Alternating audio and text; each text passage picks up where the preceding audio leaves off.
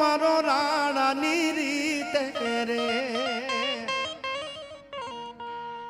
અને એટલા માટે રાણાને કીધું રાણાની રીતે, પણ હિન્દુસ્તાનના શહેનશાહની સામે જેને સોમાનની માટે યુદ્ધ કર્યું અને એટલું દળકટક હતું એટલું લઈ જઈ અને અકબરની સામે હલ્દી ઘાટીના મેદાનમાં હિસ્ટ્રી ઓફ રાજસ્થાનમાં આખી વાત લખી છે, ક્યારેક વાંચી લેજો.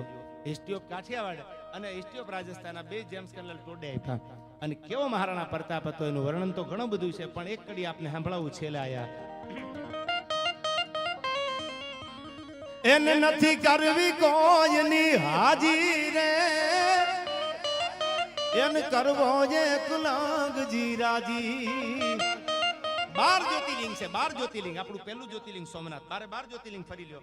એવો જ એક ભગવાન ભોળોનાથ. 12 જ્યોતિર્લિંગમાં કદાચ ન આવે, પણ એકલિંગજીના પાદરમાં તમે જાઓ ધીરુભાઈ, તો એકલિંગજી મહાદેવ વર્ષો જૂનું મંદિર હજી ઊભું છે. તમે કોઈક દી મંદિરમાં જાવ ને એની સામે પોઠિયો બેઠો છે ભોળાનાથનો. એક વાયકા એવી છે, મેં તો શિલાલેખ વાંચ્યો છે, એમાં એક વાયકા એવી પણ છે કે જ્યારે જ્યારે મંદિરને, હિન્દુના મંદિરને ખંડિત કરવા માટે વિધર્મીના દળ ઉતરતા, તેથી આ એકલિંગજીનું મંદિર તોડવા માટે દળ આવેલું. અને જેમ પોઠિયો, તમે આજ પણ એકલિંગજી જાઓ તો રાજસ્થાનમાં તો જોઈ લીજો, મંદિરમાં જાઓ તો, હું તો ઘણી વાર જાઉં છું, જોયું તમે જોઈ લેજો. એ પોઠિયો ફાટ્યો અને એમાંથી ભમરિયું નીકળી અને ફૌજની માથે ભમરિયું પડી અને એકલિંગજીના મંદિરને તૂટવા નથી દીધું. આ એકલિંગજી ભોળોનાથ બેઠો છે ત્યારે. એને નથી કરવી કોઈની હાજી રે, એને કરવો એકલાંગજી રાજી. એ તો દેવાઈ ગયો યાર. અને અકબર તું, એ અકબર તું સલામની આશા, અકબર તું એ સલામની આશા. આ ઈ જમાનાની વાત કરું. કેમ ધ્રોલ ઠાકોર સાહેબ નીકળ્યા ને કીધું છે કોઈ મરદ માણા કે મારી આબરૂને પાછી લઈ આવી દે. તેથી કેમ હડપદરના ડાયરામાં બહેન કોકે કીધું ઈશ્વરિયાના પાદર સુધી જાવ, રાણો ચાવડો છે હજી. એમ કોકે કીધું તું અકબર એટલું બધું અભિમાન હોય તો મેવાડના પાદર સુધી જા, ખબર પડે. હા અકબર પથ્થર અનેક તે તો કંઈક ભૂપત ભેળા કર્યા, પણ તોય નો લાગે હાથ, હજી મારો પોર હે રાણ ભરતા. આ કોઈ જ્ઞાતિની વાત નથી. હું તો ગમે ડાયરામાં ગમે ની વાત કરું, મને કોઈ ના નથી પાડી કે ભાઈ આ કરજો ને આ કરજો ને. ઇતિહાસની વાતો હોય તો કોઈ પર્ટિક્યુલર એવું નથી કે આ સમાજમાં બેઠા તો જઈને હારું લગાડું. ડાયરા જોઈ લેજો યુટ્યુબમાં. હું ગમે ડાયરામાં બનાસકાંઠામાં બેઠો હોય તો દેવાજ બોદનની વાત કરું, કોણ રોકવા વાળા છે? અને આ બેઠો હોય તોય બનાસકાંઠાની વાત કરું, કોણ રોકવા વાળા છે? ઉત્તરમાં અંબાજી, આસન, ઢીમાગઢ, ધરણીધર, પાલનપુરમાં પાતાળેશ્વર પૂજાતા પરમેહાર. અરે રણના કાંઠે કરે રખોપા નડેશ્વરીથી નાતો, સૌથી ન્યારો સૌથી પ્યારો મને મારો બનાસકાંઠો. આહા એક રબારીનો દીકરો. હવે આ આયોજન તો આયર સમાજનું છે.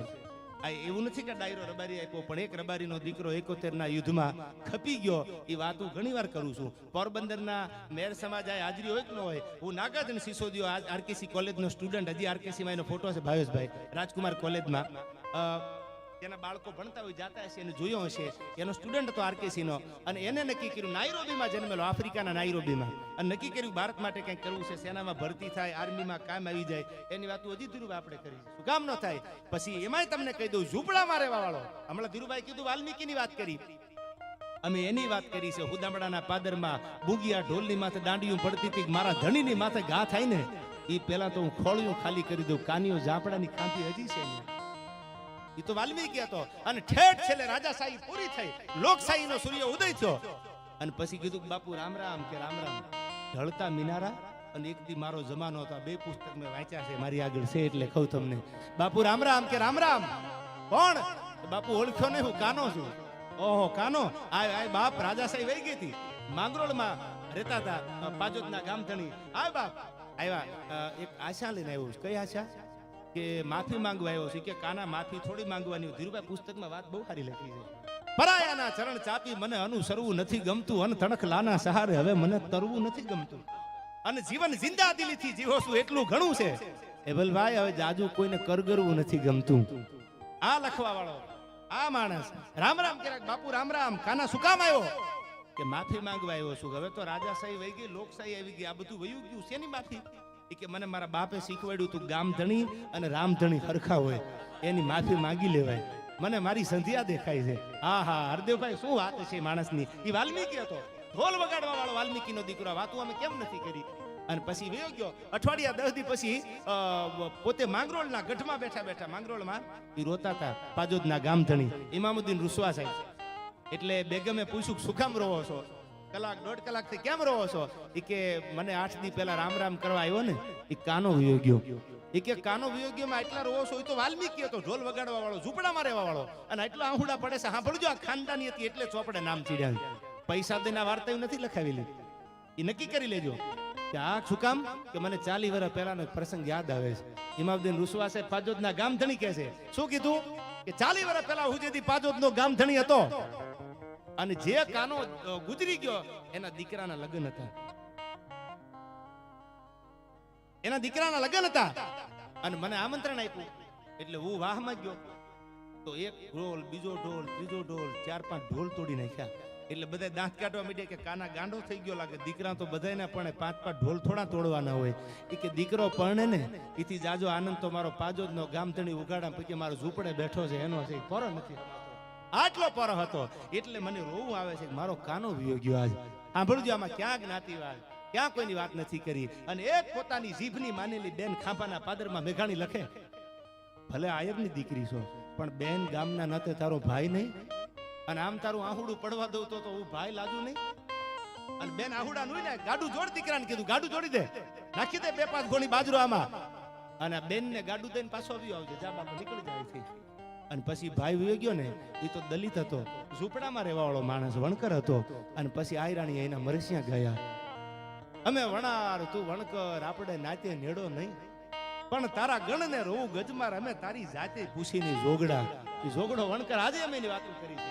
આજે વાતો કરતા કરતા ફોરો થાય. શું કામ? સાચી વાતું છે, આ દંત કથા નથી. અને જેને જેને ભાવેશભાઈ ટાણા હાચવ્યા છે ને એની વાતો દુનિયામાં કાયમ થઈ છે. આયરની 2 વાત કરું, કોઈને એમ લાગે કે રૂડું લગાડવા કર્યું, ના ના, રામના નામ લેવાના. એ તો એના બાપ દાદાએ કર્યું છે, એના પરાક્રમની ગાથાઓ બોલી છે. બાકી આપણે શું રૂડું લગાડીએ છીએ? શું અમે સારું લગાડીને? ક્યાં દુનિયામાં એટલા કોઈ અભણને ભોળા છે કે ખબર ન પડે? બધાએ હોશિયાર છે. અત્યારે 5 વર્ષના થાય એટલે પાવરફુલ થઈ જાય, ખબર પડી જાય ચાઇનાનો પંપ વાપરે છે. એ નક્કી રાખજો, એને ખબર ન પડે યાર. ફુગામાં હવા પૂરો ફુગો ફૂટી જાય, માણસને ખબર ન પડે વાતમાં માલ છે. પણ ઇતિહાસ છે જેના બાપ દાદાના, ઇતિહાસ ગાવા માટે અમે આવી છીએ. તમે અમને એટલે બોલાવો છો કઈક ઇતિહાસની ભૂતકાળની વાતો કરે. અને એટલા માટે, અને ત્યારે મને આ કડી યાદ આવે, મહારાણા પ્રતાપે લડાઈ કરી. અને આજ પણ હિન્દુઓ શાલિગ્રામ જેને કીધો છે, હિન્દુસ્તાન જેના ઉપર ગૌરવ લઈ શકે. એક નાના બાળકને પૂછો તો રાણા પ્રતાપને કોણ ન ઓળખતું હોય? એવો લોકોના હૃદય સુધી જેને સ્થાન મળ્યું, આજે મેવાડ જેને રિસ્પેક્ટ આપે છે એ રાણો. ત્યારે મને યાદ આવે, રાખી રાજપૂતની રીતું રે, એના રુદિયે જણ નામ છે પ્રીતું, અન મેવાડી મોભ છે રાણો, આખા મેવાડનો મોભ છે રાણો. આ કડી મને એટલા માટે ગમે છે ધીરુભાઈ, હું લક્ષરાજસિંહને મળવા ગયેલો. એટલે આમ તો અરવિંદસિંહના દીકરા, મોટા દીકરા હોય ગાદીએ જાય કે નાના દીકરા, એ મને બહુ એટલી ખબર નથી, પણ જે કઈ નિયમો રજવાડાના રાજાશાહીના હોય, હું ગયો એમને મળ્યો. એટલે મેં એમને એક પ્રશ્ન કરેલો રૂબરૂ બેહીન કે ભાઈ આ જે તે સમય આખું યુદ્ધ થયું, પ્રસંગો તમે વાંચેલા છે પણ એ તો એના વારસદાર છે ને, એને પૂછો તો આપણને વધારે ખબર પડે. આખું યુદ્ધ થયું તો આનું કારણ તેથી કોની સામે યુદ્ધ હતું? ત્યારે એને બહુ સારી વાત કરી મને કે યુદ્ધ અમારું ક્યાં અકબર સામે હતું? એ તો દુનિયા એવું કહે છે, પુસ્તકો એવું કહે છે, વાતું ઇતિહાસ એવું કહે છે. હું એવું માનું છું કે અમારું યુદ્ધ અકબર સામે નહોતું, કારણ કે અકબરની ફૌજમાં માનસિંહજી પહેલા આવ્યા હતા, જયપુર મહારાજા. અમારી સામે અમારા જ હતા, એટલે અમારે કેમ કેવું અકબર સામે યુદ્ધ હતું એમ? અમે તો અપનો ને લૂટા ગહેરો મેં કહા દમ થા, અમારી કસ્તી ડૂબી વહાં તો પાણી ભી કમ થા. અમારી સામે તો જયપુર મહારાજા જ હતા. અને મને લક્ષરાજસિંહે કરેલી વાત તમને કરું, એ કે અમને પણ કેવા હતા કે ગુલામીનું નોતરું સ્વીકારી લો. સાંભળજો, બહુ જ સભાનતાથી બોલું છું. મારી સામે બેઠા હતા, મને વાત કરીને મેં સાંભળી. અમને કીધું કે આ ગુલામીનું નોતરું સ્વીકારી લો, ગુલામીનો જે દરજ્જો આવે એમાં તમને ઊંચો દરજ્જો દેવામાં આવશે. ત્યારે અમારા બાપ દાદાએ કીધું તું તમને મંજૂર હોય તો સ્વીકારો, અમને મેવાડને મંજૂર નથી. કદાચ બોટિયું બારી નીકળી જાય તો ભલે નીકળી જાય, પણ અમારે ગુલામી નથી કરવી કોઈની. અને ગુલામી ન કરવા માટે થઈને ઘાસના રોટલા ખાધા. ઘાસના રોટલા, બાજરાનો નહીં, ઘઉંનો નહીં. ક્યારેક વાંચી લેજો ઇતિહાસ, મહારાણા પ્રતાપે ઘાસના રોટલા ખાધા છે. પૂજા રાણા ભીલ, તીરકામઠા વાળો ભીલ, તેથી ખબર પડી અને કે ગાંડી આ જંગલમાં, હલ્દી ઘાટીના જંગલમાં રાણો આટકે છે, ઘાસના રોટલા ખાઈ છે. પૂજા રાણા ભીલે કીધું તું રાણા, હનુમાન જેમ કે